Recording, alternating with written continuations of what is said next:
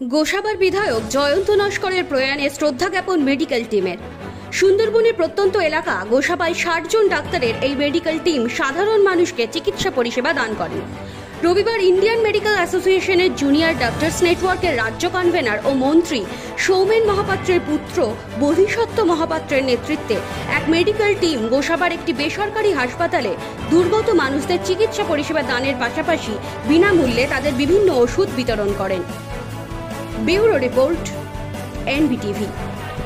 দেখুন, আজকের প্রোগ্রামটা শুধু একত্রিতভাবে আমরা একজন কেউ নয়, আইএমএ অবশ্যই করেছে এবং তার সঙ্গে আরেকটি শাখা সংগঠন এবং ডাক্তারদের সংগঠন পিজেডিএ হাত বাড়িয়েছে এবং আমরা মাহির নার্সিংহোমের সহযোগিতা না পেলে এই প্রোগ্রাম করে উঠতে পারতাম না। দীর্ঘ সকাল থেকে ব্যাপী এই প্রোগ্রাম চলছে আমাদের এবং মাহির নার্সিংহোমের আরও একটি ব্রাঞ্চ রয়েছে সোনাখালীতে।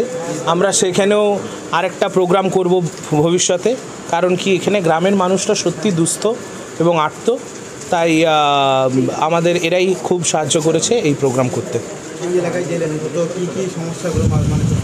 মূলত এখানে পানীয় জলের সমস্যা রয়েছে, তা পানীয় জল থেকে যেসব রোগগুলি হয় সেই সব রোগের সমস্যা রয়েছে।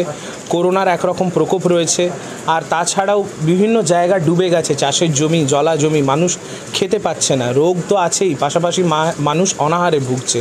তো আজকে আমরা মেডিকেল ক্যাম্প করে গেলাম, তো ভবিষ্যতে ভাববো আমরা যাতে ত্রাণ নিয়েও এই জায়গায় পৌঁছতে পারি। আজকে শুধু স্বাস্থ্যব্যাপী ত্রাণ আমরা দিয়ে গেলাম, পরে আহারের ত্রাণও আমরা পান না বা খাবার পান না, আহার পান না, জল পান না, তাদের কাছে তাদের সুবিধা মাফিক জিনিসপত্র পৌঁছে দেওয়া এবং মাননীয় মুখ্যমন্ত্রী মমতা বন্দ্যোপাধ্যায় ওনার মুখ উজ্জ্বল করা এবং পিজিডিএ এবং আইএমএ এই দুটোর মুখ উজ্জ্বল করা।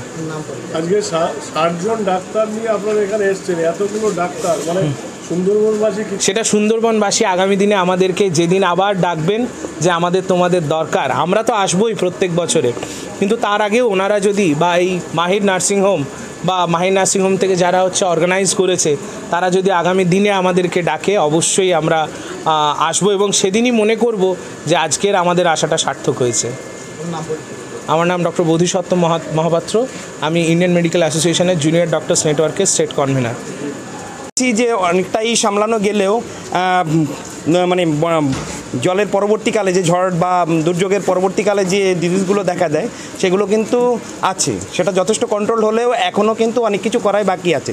সচেতনতা সেটা আমরা পরবর্তীকালে চেষ্টা করব যে ব্লক স্তরে একদম প্রত্যেকটা ঘরে ঘরে গিয়ে যে সচেতনতা, যেমন খাবার জলের এখানে যে অসুবিধা আছে সেটা কি করে লোকালি পরিশুদ্ধ করা যায়, এই হাতে কলমে যে শিক্ষাটা সেটা আমরা চেষ্টা করব আমাদের যে নেটওয়ার্কটা আছে সেটার মাধ্যমে ঘরে ঘরে পৌঁছে দিই।